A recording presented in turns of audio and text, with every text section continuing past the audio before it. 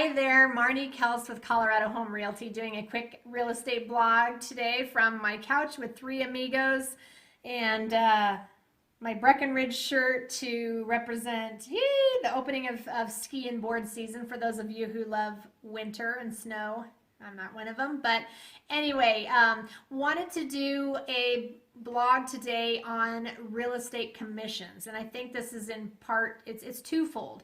One reason I think it will shed some light on, for those of you who are buyers or sellers, we as real estate agents and realtors are many times confronted with people asking us to reduce our commissions, and I think much of that is just being naive to the fact of what we actually really make. I think they see a number and they go, wow, she's making a lot of money on this. So hopefully this will really help clear that up. And on the other hand, for those of you who may be thinking of looking at real estate as a career, I've actually had 3 people come to me this year asking, hey, I'm thinking about getting into real estate. Can you help me? Absolutely. I'll sit down with anyone and talk with you.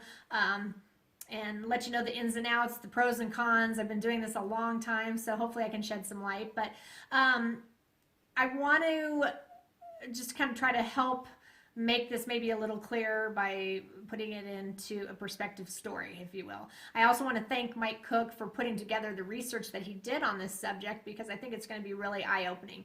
But I want to do this in a hypothetical. I'm going to use my friend Sally Smith. And Sally is an employee in Colorado, earning the average salaried employee, which here in Colorado, according to the Bureau of Labor Statistics, is $49,860 a year. Sally says, you know what? I want a pay raise. I want to make $75,000 a year, so I'm going to get into real estate. The market's booming. Can't be that hard, right?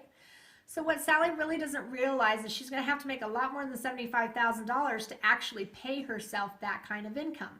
So let's take a look here. Jason will probably put some of these figures up on the screen, won't you, Jason, to try to help you guys out. But real estate agents, realtors, and again, those are not the same. Realtors are actually held to a higher standard, ethical standard, than just a real estate broker, so make sure you're working with a realtor. But they are self-employed, so we have higher costs involved for Social Security. We've got to pay our own health care. We've got to think about our own retirement plan. Just a couple things. So according to salary.com, on average, again, for the income we're talking about, is about $26,000 annually. Being self-employed, Sally will have a lot of business expenses. She's also going to have to give a part of her commission to the brokerage firm for which she's associated with. Even if they're 100% commission agents, there's still expenses that they have to pay their firm. So let's just look at this and add another $38,000. And again, this is an average of income that Sally's going to need to make to cover her expenses. Now we're going to look at the average commissions here in Colorado. And again, I'm just using averages. Commissions range from about 5.5% to 6%. And typically this is split between 2 agents, the buyer's agent and the seller's agent. And when we take all the figures from the Denver MLS, that average gross commission is about 2.65%. Again, gross commission for every closed transaction. So we've got that. Now let's look at the average sales price for using here. Average sales price right now in Denver Metro is about $298,942. We're going to bump that up to $300 again for math's sake. So again, we've got average commission 2.65. We've got average sales price of $300.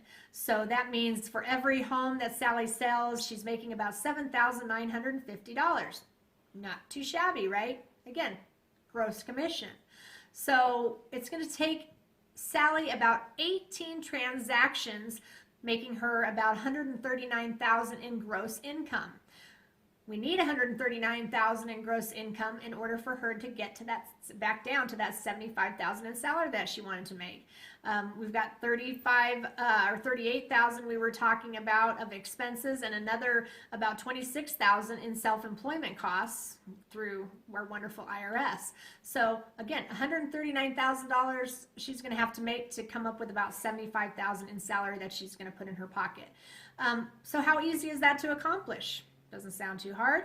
Interestingly enough, 18 transactions in a year isn't super simple. Of all of the agents, so again, when we look at how many agents we have here in Colorado and Denver, Denver Metro is 18,061 agents, but only 10% of those agents actually sold 18 or more properties over a 12-month period. So that really is leaving you with 1,806 real estate agents that can do that kind of business or that kind of volume.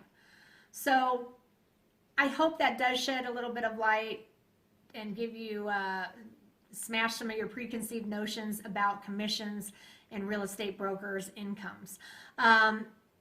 Until next time, I thank you so much for watching. Again, I would love any input that you have on things you want to talk about or have me talk about or present here. You can email me, Marni at denversfirstrealestate.com. Call me 303-783-3788. Visit me online, denversfirstrealestate.com. Thank you guys so much. Hope you have a wonderful and blessed weekend. Be safe out there.